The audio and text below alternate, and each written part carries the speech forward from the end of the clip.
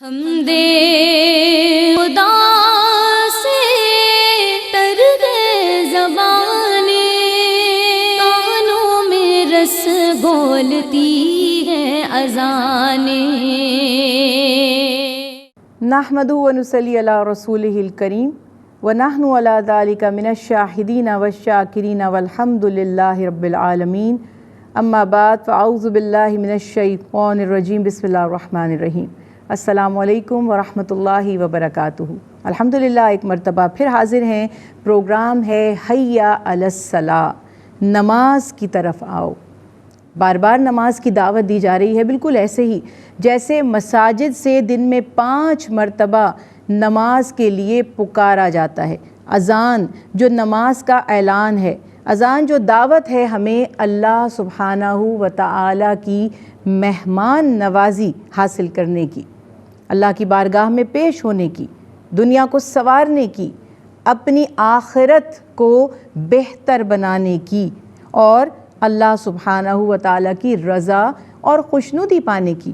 اور کون نہیں جانتا کہ اگر اللہ ہم سے راضی نہ ہو تو کیا حال ہوگا ہمارا۔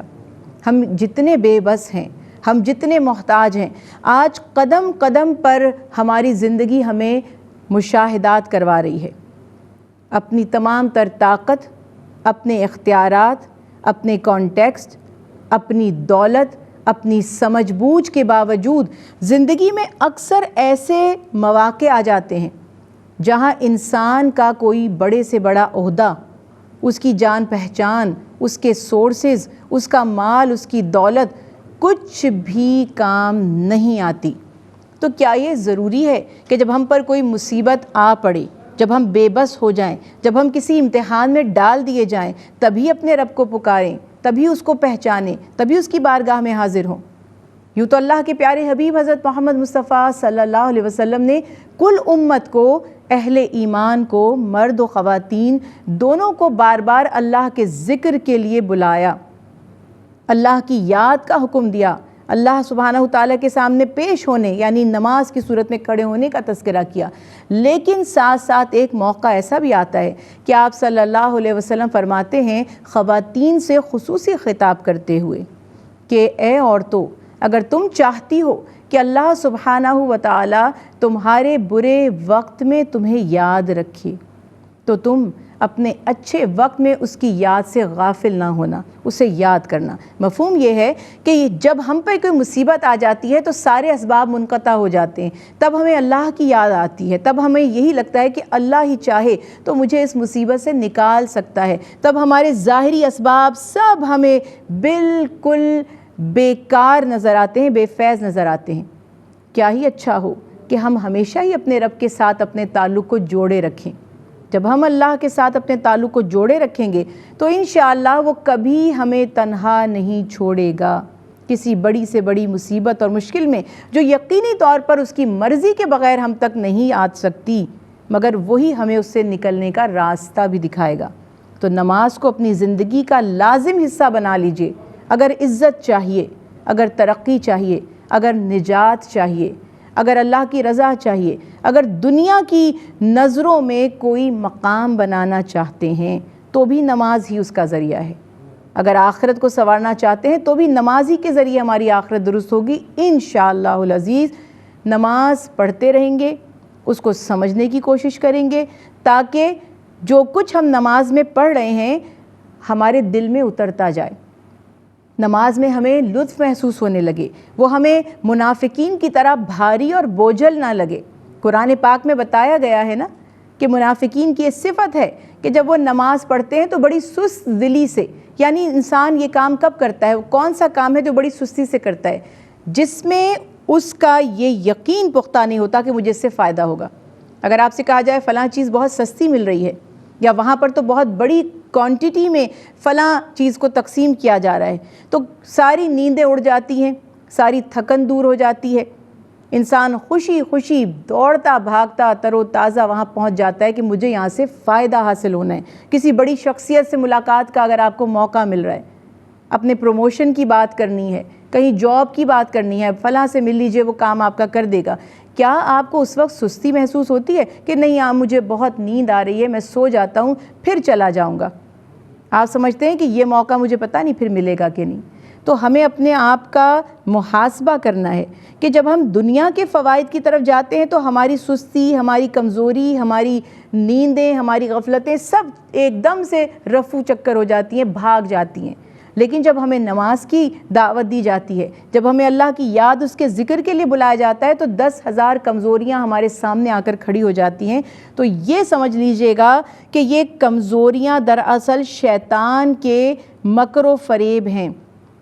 وہ نہیں چاہتا کہ ہم اللہ کی بارگاہ میں حاضر ہو جائیں، وہ نہیں چاہتا کہ ہمیں نجات حاصل ہو، وہ نہیں چاہتا کہ ہماری بخشش ہو جائے۔ اس لمحے اپنے ذہن کو ایک مرتبہ یہ میسج، یہ پیغام دیجئے کہ یہ ابلیس ہے جو مجھے اللہ سے دور کرنا چاہتا ہے، جیسے اللہ نے اسے اپنی رحمت سے دور کر دیا۔ وہ نہیں چاہتا کہ کوئی بندہ بھی اللہ کی رحمت پالے۔ تو انشاءاللہ خود بخود نماز کی طرف راغب ہو جائیں گے، اور ایک ایک رکن نماز کا، ایک ایک تسبیح جب آپ پڑھیے تو یہ سمجھ کر پڑھیں کہ آپ کیا کہہ رہے ہیں، آپ کیا پڑھ رہے ہیں، آپ کس سے مخاطب ہیں، اس کا مفہوم، اس کا مقصد کیا ہے۔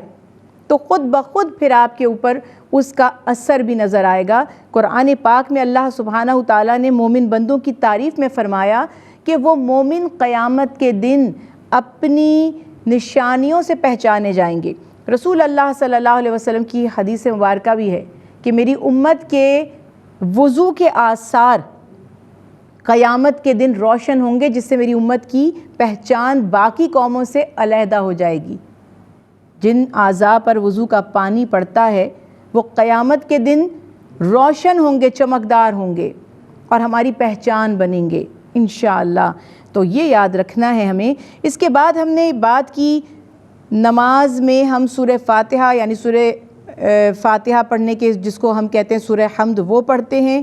اس کے بعد ہم سورہ توحید یا کوئی بھی اور آپ سورہ پڑھ سکتے ہیں، لیکن زیادہ تر سورہ توحید پڑھتے ہیں۔ اس کی بھی ہم نے بات کی کہ کیا اس میں ہم کہتے ہیں، اور بار بار ہمیں پڑھنے کا جو ہے وہ فائدہ کیا حاصل ہوتا ہے۔ اب رکوع ایک نماز کا رکن ہے، ایک پوسچر ہے جس میں انسان اپنے سر کو، اپنے کندھوں کو جھکا دیتا ہے، اور اس کا ایک مخصوص طریقہ جو اللہ کے پیارے حبیب حضرت محمد مصطفیٰ صلی اللہ علیہ وسلم نے بیان فرما دیا کہ دونوں ہاتھ، مردوں کے لیے حکم ہے کہ گھٹنوں کو پکڑ لیں مضبوطی سے، خواتین کے جہاں آسانی سے ہاتھ پہنچ جائیں گھٹنوں تک، وہ رکوع کی پوزیشن کہلاتی ہے۔ جھک جانا، قرآن پاک میں اسے دونوں مفاہیم میں استعمال کیا گیا ہے، یعنی دونوں میننگز میں اس کو استعمال کیا گیا ہے۔ ایک تو خاص وہ پوزیشن جس کو ہم رکوع کہتے ہیں، یعنی فزیکلی، اور ایک عاجزی بھی اس کا مفہوم ہے۔ جھک جانا عاجزی بھی ہے۔ دو طرح سے ہم الفاظ کو استعمال کرتے ہیں نا، کہیں وہ محاورہ ہوتا ہے اور کہیں وہ لٹرل میننگز میں آتا ہے۔ قرآن پاک میں اللہ سبحانہ تعالیٰ نے جب نماز اور زکوٰۃ کی ادائیگی کا حکم دیا تو ساتھ رکوع کا اضافہ فرمایا، وَأَقِیمُوا الصَّلَاةَ وَآتُوا الزَّکَاةَ وَارْکَعُوا مَعَ الرَّاکِعِینَ، نماز قائم کرو، زکوٰۃ ادا کرو، اور رکوع کرنے والوں کے ساتھ رکوع کرو، جھک جاؤ۔ اب اس کی جو تشریح ہے، اس کی جو تفسیر ہے، اس میں مفسرین کرام نے بڑی پیاری وضاحتیں بیان فرمائیں۔ اس میں ایک مفہوم یہ بھی ہے کہ یہاں اجتماعی عبادت یعنی نماز با جماعت کی فضیلت بھی ظاہر ہو رہی ہے۔ رکوع کرنے والوں کے ساتھ رکوع کرو، یہ بھی یہاں پہ سبب معلوم ہو رہا ہے۔ دوسری بات، اگر کوئی انڈیویجول ہے، خاص طور پہ خواتین جو اپنے گھروں میں نماز ادا کر رہی ہیں، اور جب بھی رکوع کرے، رکوع میں جائے، تو وہ یاد رکھے کہ یہ پریکٹس ہے اللہ کے آگے جھک جانے کی۔ جب ہم کسی کی بہت تعظیم کرتے ہیں، جب ہم کسی کے بہت احسان مند ہوتے ہیں، جب اپنے آپ کو اس کے سامنے عاجز ظاہر کرنا چاہتے ہیں، جب اس کی بڑائی کا اعتراف کرنا چاہتے ہیں، تو ہم اس کے آگے سر جھکا دیتے ہیں۔ یہ سر جھکا دینا، یعنی یہ ابھی سجدے والی ہم بات نہیں کر رہے، یہ سر جھکا دینا جو آلموسٹ رکوع کی طرح سے ہو جاتا ہے، یہ ہماری عاجزی اور اس شخص کی بڑائی کا دراصل ہم اپنی باڈی لینگویج سے اقرار کر رہے ہوتے ہیں۔ اور آپ نے دیکھا ہے لوگوں کو جب وہ اپنے آپ کو دوسروں سے بہتر سمجھ رہے ہوتے تو یوں گردن تان کر ان کے سامنے بیٹھتے ہیں، اور جب کسی کو خود سے بہتر سمجھ رہے ہوتے ہیں تو سر جھکا کر بیٹھتے ہیں۔ ہمارے اعضاء بتاتے ہیں ہمارے اندر کی کیفیات اور ہماری سوچ، اور ہم کس کے لیے کیا سوچتے ہیں۔ اللہ تعالیٰ نے عاجزی ہی کو پسند فرمایا، رکوع کو پسند فرمایا۔ یہ سمجھنا ہے کہ میں جیسے اس رکوع میں اپنے رب کے آگے جھکا ہوں، ایسے ہی زندگی بھر سر تسلیم خم رکھنا ہے، سر جھکائے رکھنا ہے، اللہ سبحانہ تعالیٰ کے ہر حکم کو ماننا ہے۔ ہمارے جو مالکان ہوتے ہیں، ہمارے جو سینئر ہوتے ہیں، جو ہمارے سپروائزر یا باس ہوتے ہیں، کبھی کبھی ہمیں ان سے زیادہ لگتا ہے کہ یہ بات وہ صحیح نہیں کہہ رہے، ہمیں اس سے زیادہ پتہ ہے۔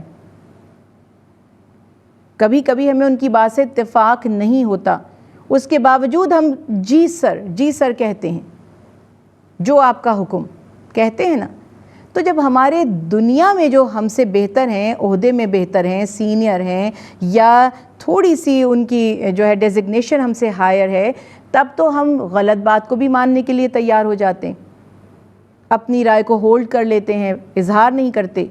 تو وہ جس کی ذات بے عیب ہے، وہ جو پوری کائنات کا تنہا وارث ہے، وہ جو ہم پر مہربان ہے، جو ہم سے ایک ماں سے کم از کم 70 گنا زیادہ محبت فرماتا ہے، اس کے آگے جھکنے میں کیا عیب ہے؟ اور جو نہیں جھکتے نا، تو قیامت کے دن ان کی گردنوں میں طوق ہوں گے۔ جو دنیا میں نہیں جھکتے تھے، کہتے نا اس کی گردن میں تو سریا ہے، وہ ایک محاورتاً لوگوں سے میں نے سنا ہے کہتے ہیں گردن میں تو سریا ہے۔ بھائی کیا مطلب گردن میں سریا ہے؟ مطلب یہ کہ بڑا یہ متکبر ہے، بہت ہی زیادہ یہ مغرور ہے۔ تو لٹرلی یہ واقعہ ہو جائے گا قیامت کے دن کہ جو دنیا میں اکڑتے پھرتے تھے، جنہیں موت یاد نہیں تھی، جنہیں آخرت یاد نہیں تھی، قیامت کے دن اکڑے ہی رہ جائیں گے، وہاں چاہیں گے بھی کہ جھک جائیں، جھک نہیں پائیں گے، ایسے ہی اکڑے گردنوں کے ساتھ کھڑے رہیں گے۔ تو جھکنا سیکھا ہم نے، عاجزی سیکھی، اور جیسے ہم نے بات کی کہ ایک ظاہری ہمارا انداز ہے جھکنے کا، اور ایک باطنی ہے کہ اللہ کی رضا کے اوپر ہم ہمیشہ اپنے سر کو جھکائے رکھیں اور اللہ کی فرما برداری کریں۔ ہم نے پڑھنا کیا ہے رکوع میں؟ کیا خوبصورت تسبیح ہے، سبحان ربی العظیم، سبحان ربی العظیم۔ سبحان پاک ہے، یا میں پاکی بیان کرتا ہوں، میرا رب اپنے پروردگار کی جو بہت بڑا ہے، عظیم ہے۔ اب آپ ذرا بتائیے، منیمم 3 ٹائمز یا 5 ٹائمز یا 7 ٹائمز، زیادہ تر جو عام ہے ہمارے ہاں 3 دفعہ یہ تسبیح پڑھنا ہے، اس سے زیادہ بھی پڑھا جا سکتا ہے۔ رکوع میں جب ہم ہیں تو ہم کہہ رہے ہیں کہ میرا رب، میں اپنے رب کی پاکی بیان کرتا ہوں جو عظیم تر ہے، بزرگ ہے، یعنی بہت عظمت والا ہے۔ کیا یہ صرف زبانی کلامی دعویٰ ہے؟ نہیں، اسے پھر اپنے دل و دماغ میں بٹھا لیجئے کہ سب سے بڑا میرا رب ہے۔ جب آپ یہ کہیں گے کہ میرا رب سب سے بڑا ہے، تو اس کے حکم کے خلاف کسی بڑے کی بات نہیں مانیں گے۔ جب آپ اپنے رب کو ہی سب سے بڑا سمجھیں گے، پھر دنیا سے مثال دے دوں، ایک ادارے میں مختلف درجوں سے، عہدوں سے لوگ ہوتے ہیں۔ ایک سب سے سینئر، یعنی ان سب کا بھی سربراہ ہے، مالک ہے، اس کے بعد اس کا جونیئر ہے، پھر اس سے جونیئر، پھر اس سے جونیئر۔ کیا مالک کے حکم کے خلاف، یعنی جو سب سے سینئر ہے، سب سے ہائر پوزیشن پر ہے، اس کے حکم کے خلاف آپ کسی جونیئر کی بات کو ترجیح دیتے ہیں؟ کوئی بھی تھوڑی سی بھی سمجھ بوجھ رکھنے والا ایسا نہیں کرے گا۔ وہ کہے گا جی مالک نے مجھے حکم دیا ہے، آپ مجھ سے کہہ رہے ہیں، آپ جا کر مالک سے بات کر لیجئے۔ کبھی ایسا نہیں کریں گے آپ کہ آپ اس کی بات مانیں جبکہ مالک نے آپ کو اس کے خلاف کہا ہو۔ تو یہ اظہار ہم نماز میں کر رہے ہیں کہ یا اللہ سب سے بڑے آپ ہیں، میں صرف آپ کی عبادت کرتا ہوں، میں صرف آپ کے سامنے جھکتا ہوں، آپ سے بڑا میری نگاہ میں کوئی نہیں ہے، کوئی ایسا نہیں جو مجھے آپ کی راہ سے ہٹا سکے، کوئی ایسا نہیں جو مجھے آپ کی نافرمانی پر مجبور کر سکے، نہ میرا نفس، نہ میرے مفادات، نہ میری ذاتی مصلحتیں، نہ میرے کوئی عزیز رشتہ دار اقارب، اور نہ ہی میرے دشمن، اور نہ ہی میرے محسن، اور نہ ہی میرا کوئی مالک، کوئی آپ سے بڑا نہیں ہے۔ تو جب آپ یہ بات کہہ رہے ہیں تو اپنے عمل سے اس کو ثابت بھی کرنا پڑے گا کہ کہا تو یہ کہ اللہ سب سے بڑا ہے، اور بڑا کس کو سمجھا؟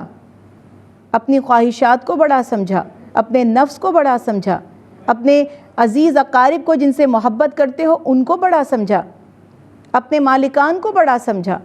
جب بھی ہم نے اللہ کے حکم کے خلاف کوئی کام کیا، چاہے کسی سے مرعوب ہو کر کیا، چاہے کسی سے خوف زدہ ہو کر کیا، چاہے کسی غرض سے فائدے کے لیے کیا، تو ہم نے اپنی اس جو بات ہم نے کی تھی اسٹیٹمنٹ کو خود ہی جھٹلا دیا کہ کہہ تو رہے تھے اللہ آپ پاک ہیں، سب سے بڑے ہیں، اور امید غیروں سے ہے، اللہ کے سوا ہے، اللہ کے سوا جو لوگ ہیں ان سے ہے۔